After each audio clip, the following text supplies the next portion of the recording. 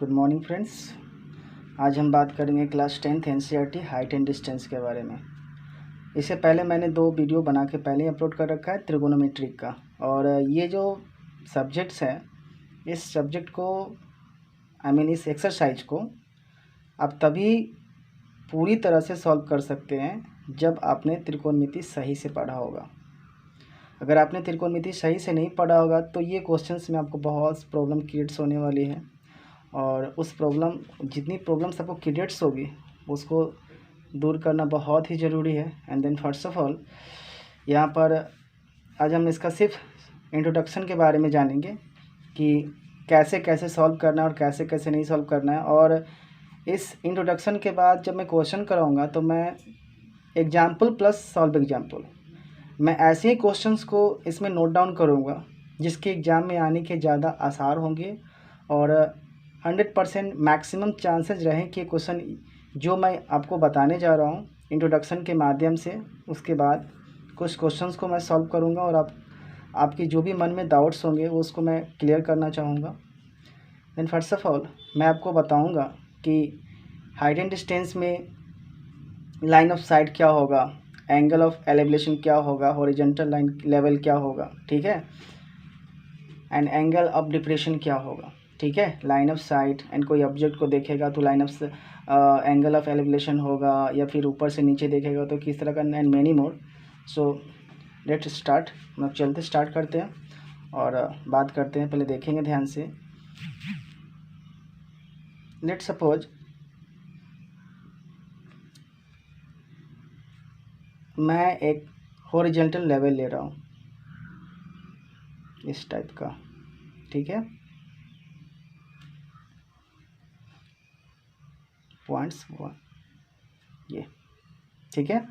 और यहाँ से अगर हम कोई भी चीज़ ले ले, मीनार ले ले, मंदिर ले ले, मस्जिद ले ले, बांस ले ले, कुछ भी चीज़ ले लेंगे, बम्बू ले लें, तो ये हमेशा जो रहेगी वो ऊर्ध्वाधर रहेगी। क्या रहेगी? ऊर्ध्वाधर। ऊर्ध्वाधर रहेगी। क्या रहेगी? ऊर्ध्वाधर, ठीक है। ऊर्ध्वाधर का मतलब होगा ये जो होगा वो हमेशा क्या होगा? खड़ा होगा, ठीक है। और ध्यान से देखेंगे ये तो हमेशा 90 डिग्री ही रहता है। इसको आप ना भूलें सो ही बेहतर है, क्योंकि भूलना बहुत ही ख़राब बात है। और आगे चलेंगे। यहाँ से अगर आप मानो कि यहाँ से आपका ये कोई ऑब्जेक्ट है, आपकी आंखें हैं, यहाँ से अगर कोई पॉइंट ए है और ये बी है और इसको अपन सी कर दिए। अगर मान लो कि आपकी आंखें अगर पॉइंट सी है, पॉइंट सी से अगर ए की साइड देखेगी, इस साइड देखेगी, ठीक है, तो एक काम करो, आप पॉइंट ए को पॉइंट सी से आप मिला दो, ठीक है। और ये जो आपकी आंखें जो पॉइंट सी पर केंद्रित है, अगर ये कोण शीर्ष ए को देखती है, यानी जो भी ऊर्ध्वाधर खड़ा रहेगी, मीनार, मंदिर, मस्जिद, बांस वगैरह जो भी चीज़ रहेगी, अगर ये ये जो सेंटर सी है, अगर यहाँ से आपकी जो आंखें हैं वो अगर सेंटर ए को देखती है तो ये जो कहलाती है वो आपकी दृष्टि रेखा कहलाती है। क्या कहलाती है? दृष्टि रेखा कहलाती है, ठीक है। दृष्टि रेखा बोले तो लाइन ऑफ साइट, ठीक है, लाइन ऑफ साइट, ठीक है। एंड अब जो कोण बी, जो समकोण जो है बी जो है 90 डिग्री और सी जो है, इसके बीच में जो कोण बनेगा, ठीक है, जो थीटा कोण बनेगा उसको अपन क्या कहेंगे? उसको कहेंगे एंगल ऑफ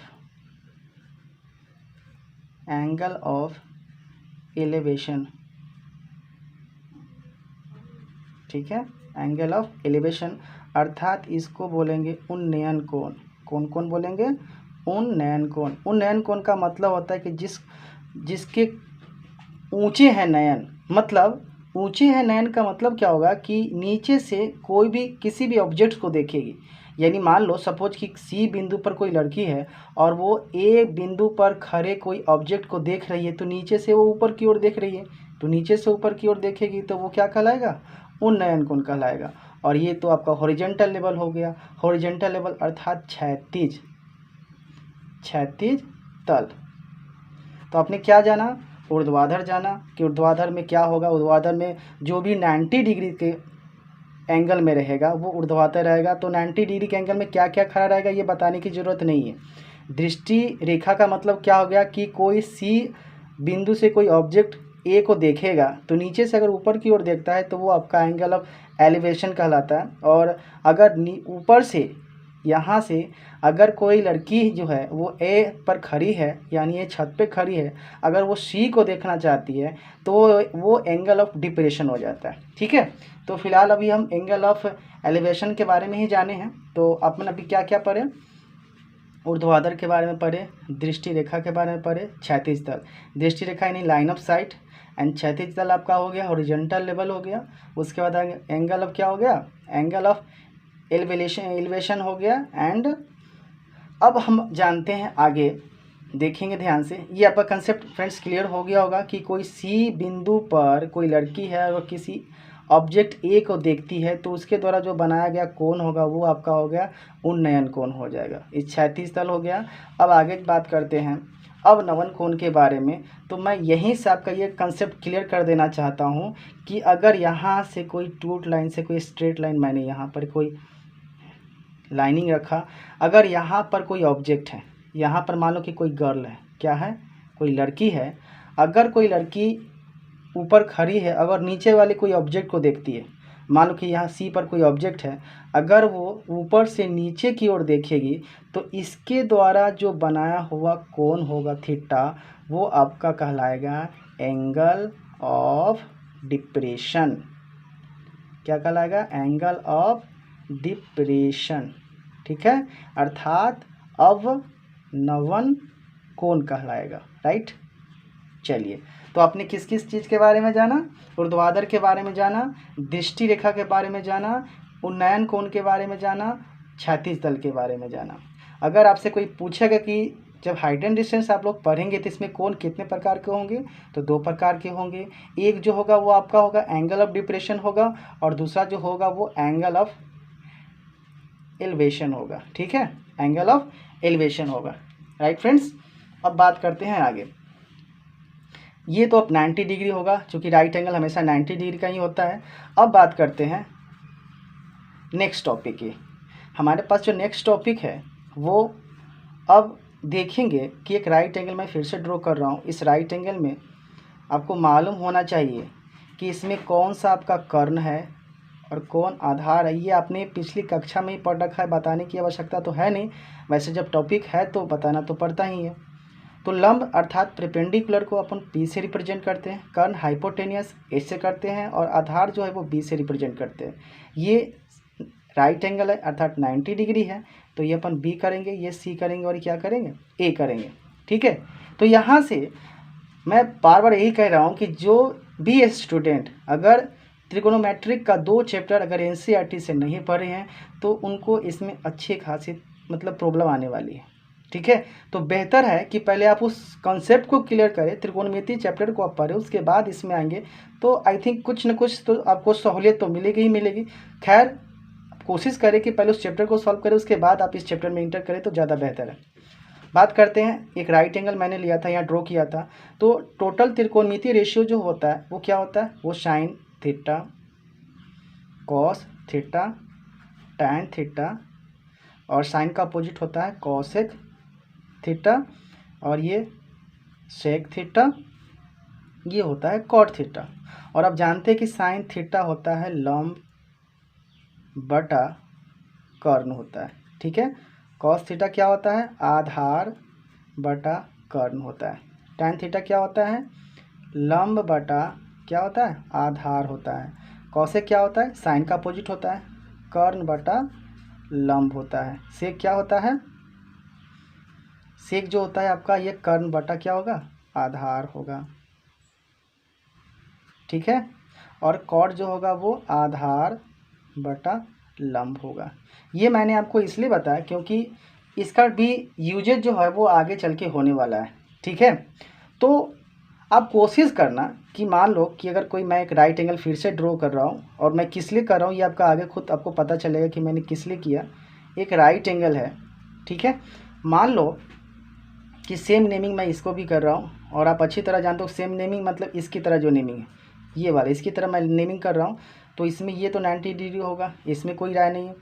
ये आधार होगा ये वाला, क्योंकि ये इसके इक्वल है, ये इसके इक्वल है। मैं ट्रिपल लाइनिंग से इसको रिप्रेजेंट करूँ ताकि आपको आप पता चले कि ये कर्ण इसके इक्वल है और ये लंब इसके इक्वल है। अगर मान लो बच्चे कहाँ फंसते हैं, मतलब वो कहाँ तकलीफ़ होती है कि सर अब हम क्या करें, अब साइन को ले कि कॉस को लो कि टैन को लो, किसको लेंगे। अब मान लो कि अगर आपको ये वाला टर्म ए बी, और ए बी आपको मालूम है कि ए बी क्या है, लंब है, यानी ये लंब मतलब ये लंब, अगर आपको लंब दिया रहे और आधार निकालना हो, लंब दिया रहे और क्या निकालना हो, ये आधार मीन्स ये आधार निकालना हो, तो लंब बटा आधार किसका फॉर्म होता है, ये टैन का होता है। लंब बटा आधार, लंब बटा आधार किसका फॉर्म होता है, टैन का। अब जरूरी नहीं है कि आप टैन के फॉर्म से ही आप आगे के क्वेश्चन को सॉल्व कर सकते हैं। अगर आप टैन ना लेना चाहें तो टैन का अपोजिट क्या होता है, कॉट, आप इसका भी कॉट का भी यूज कर सकते हैं। लेकिन कोशिश करें कि आप सिर्फ साइन कॉस और टैन के फॉर्म में ही तोड़े, ये तीनों को फॉर्म में ना तोड़े, ज़्यादा कुछ विशेष नहीं होगा बट लंबा प्रोसेस चला जाएगा। तो कोशिश करेंगे किसके किसके फॉर्म में, साइन कॉस और टैन के फॉर्म में ही तोड़े। तो मैंने क्या कहा था कि अगर लंब दिया रहे आधार निकालना हो तो लंब बटा आधार जो होता है किसका फॉर्म होता है, टैन का हो। तो आप अच्छे से टैन निकाल सकते हो, टैन के फॉर्म से इसको निकाल सकते हो। अगर लंब दिया रहे कर्ण निकालना हो, क्या दिया रहे, ये लंब दिया रहा, ये लंब मतलब मैंने इसे डिनोट किया था, इसको कंपेयर किया था फिगर 1 और फिगर 2 से, तो ये लंब मीन्स ये लंब होगा। अगर लंब दिया रहे और कर्ण निकालना हो मतलब ये वाला, तो लंब बटा कर्ण मतलब ए बी बटा ए सी, ए बी तो लंब होगा और ए सी कर्ण होगा, तो लंब बटा कर्ण, लंब बटा कर्ण किसका फॉर्म है, साइन का फॉर्म है। तो आप किसको यूज करेंगे, साइन को यूज करेंगे, ठीक है। अब बात आती है अगर ये आधार दिया रहे, आधार दिया रहे और कर्ण हमको निकालना हो, कर्ण दिया रहे आधार दिया रहे तो कर्ण निकालना हो या फिर लंब निकालना हो, मतलब सीधी सीधी भाषा में समझ लो कि अगर कोई दो दिया रहे तो तीसरा एंगल हम ऑटोमेटिकली निकाल सकते हैं, या एक दिया रहे एक को लेट करेंगे तो वो तीसरा निकल जाएगा ऑटोमेटिकली। ये तो बात आपको समझ में आती है।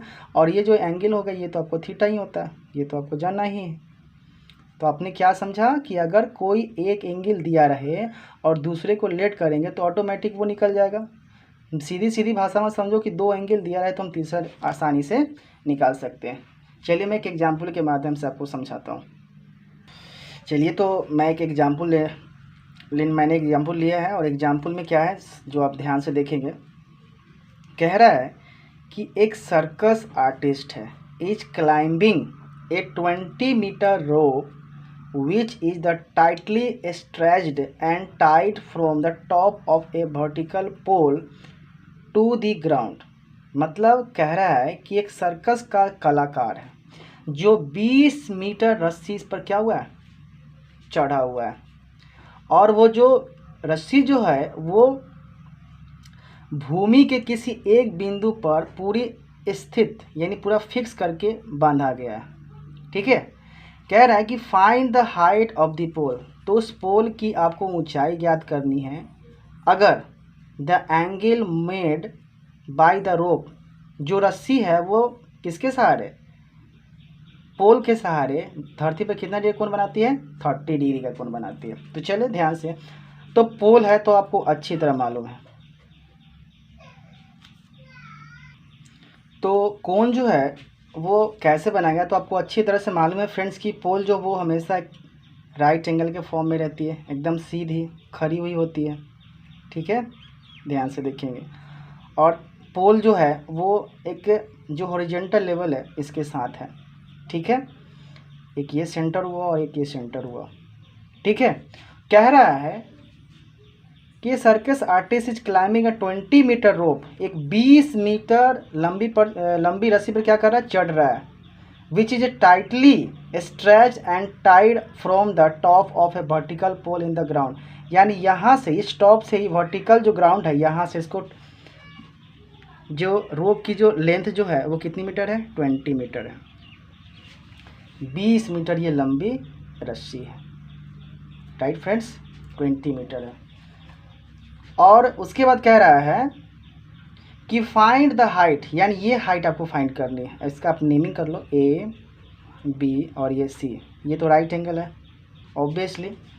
तो कह रहा है कि find the height of the pole, यानी ये पोल है, आप इसको लेट कर लो पोल, इसका हाइट क्या मानेंगे हम लोग, h मानेंगे, h मीटर। तो find the height of the pole if the angle made, अगर कोण बनाता है बाय द रोप, रस्सी के साथ, जो धरती का जो लेवल है इसके साथ कितना डिग्री कोण बनाता है, ये 30 डिग्री का। आई होप फ्रेंड आपको समझ में आया होगा ये फिगर, क्योंकि हाइट एंड डिस्टेंस में मोस्ट इम्पॉर्टेंट थिंग जो है वो है फिगर। अगर आपको फिगर आ गई समझ में तो हिसाब में कहीं कोई प्रॉब्लम नहीं होने वाली है। अगर आपने फिगर नहीं समझा, आपको चित्र में समझ नहीं आया, नहीं बनाने आपको आ रहा है, तो सॉरी, ये क्वेश्चंस आपसे सॉल्व नहीं होंगे, क्योंकि जब तक फिगर आपको नहीं आएगा क्वेश्चन समझ में नहीं आने वाली है।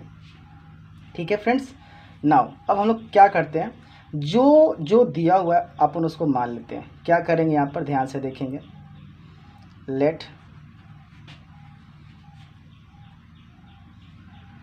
क्या है, सर्कस का जो पोल है, आप यहाँ पर लेट करें, लेट में लिखना होगा पोल की हाइट, हाइट ऑफ क्या, हाइट ऑफ पोल, पोल की जो हाइट होगी वो क्या करेंगे अपन, h मीटर माना है। ठीक है। एंड क्या है, क्लाइंबिंग अ 20 मीटर रोप, और रोप की जो लेंथ है LENG, लेंथ ऑफ रोप क्या है 20 मीटर है। एंड एंगल जो बन रहा है अपन ACB, एंगल ACB कितना डिग्री का है, वो है 30 डिग्री का। मैंने क्या माना, पोल तो हाइट आपको माननी पड़ेगी, तो यहाँ let height of rope, height of pole, pole की ऊंचाई क्या माना, h माना। एंड लेंथ ऑफ रोप यानी रस्सी की लंबाई कितना है 20 मीटर है, गिवन है, यहाँ पे लिख देंगे गिवन। लेंथ ऑफ रोप कितना है 20 मीटर है, एंड एंगल कितना है 30 डिग्री है। ठीक है फ्रेंड्स। नाउ अब हमें देखो फ्रेंड्स, मैंने कहा भी था कि अगर हमें ये दिया हुआ है, ये मतलब क्या, ये मतलब ये कर्ण, कर्ण सब तो सिंपल है, सब में कर्ण कभी भी चेंज नहीं होता है, हाइपोटेनियस।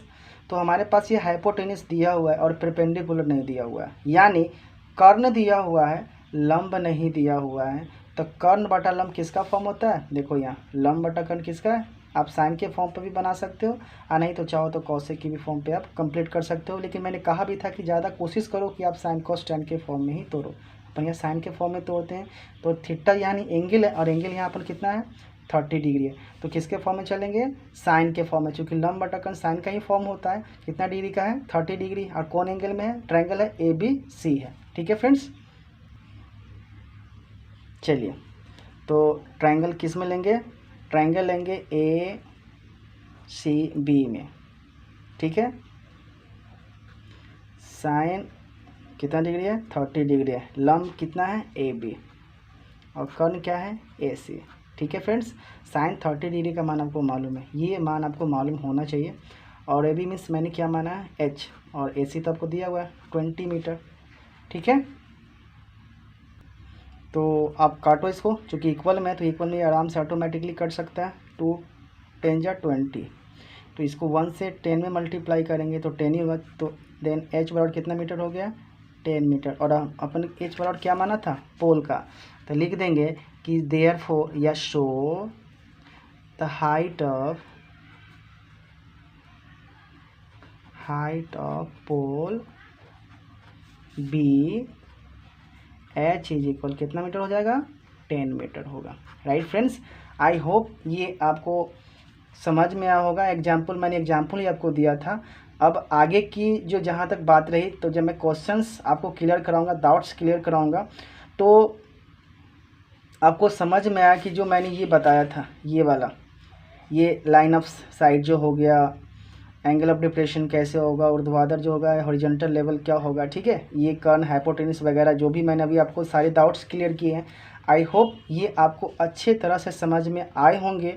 अगर आए होंगे तो प्लीज़ चैनल को सब्सक्राइब करना ना भूलें, और ज़्यादा से ज़्यादा लोगों में शेयर करें, ताकि जिनको ये जानकारी नहीं है वो हमारे माध्यम से या फिर आपके माध्यम से वो मिल सके। बात करते हैं अब एक्सरसाइज में आएंगे, तो आगे चल के हमारी आपसे फिर कांटेक्ट होगी। तब तक के लिए धन्यवाद, बाय बाय। और हो सके तो इस वीडियो को लाइक करना और सब्सक्राइब करना ना भूलें। Thank you.